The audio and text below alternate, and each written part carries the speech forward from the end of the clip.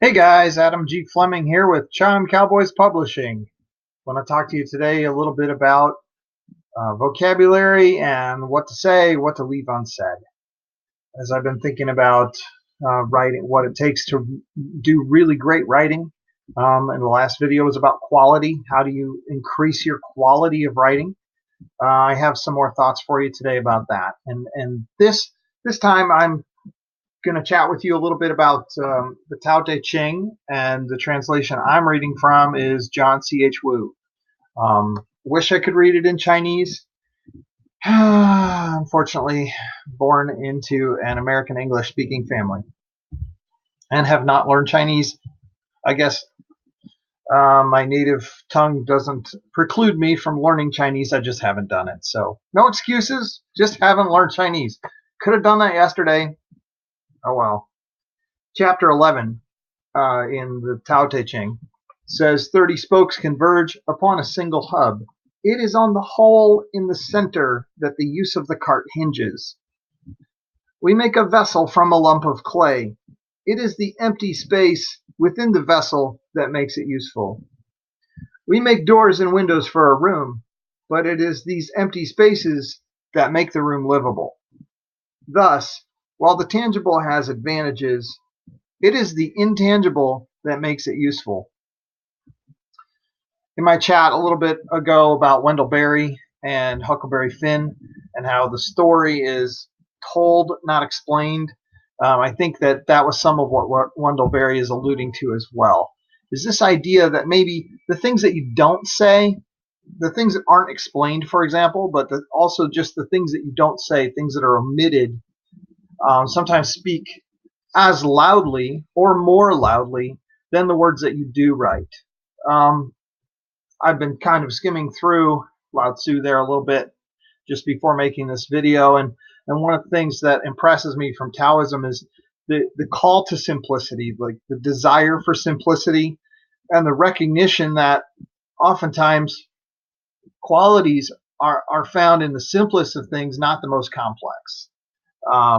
And so as I think about that, I think about Mark Twain and how he wrote with very simple language. I think about other writers, who use really simple language. Now, I'm all for having a big vocabulary. I'll tell you, I probably don't have the biggest vocabulary in the world, although, on the other hand, there's probably an awful lot of YouTube viewers who have smaller vocabularies than mine, and and I'm not bragging. I'm just saying, it is what it is, whatever your vocabulary is, and hopefully you're trying to grow that through various means.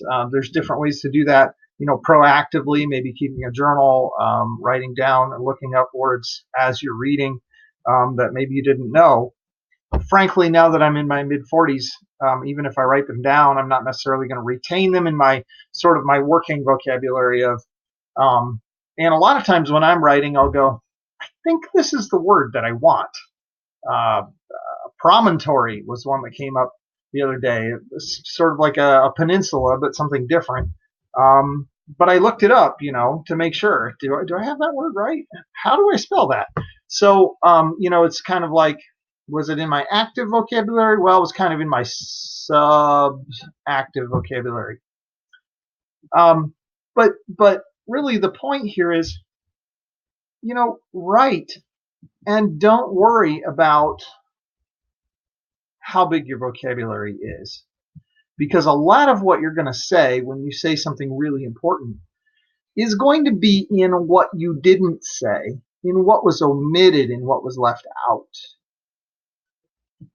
And that's so crucial to really great writing, is to be able to maybe just not explain everything.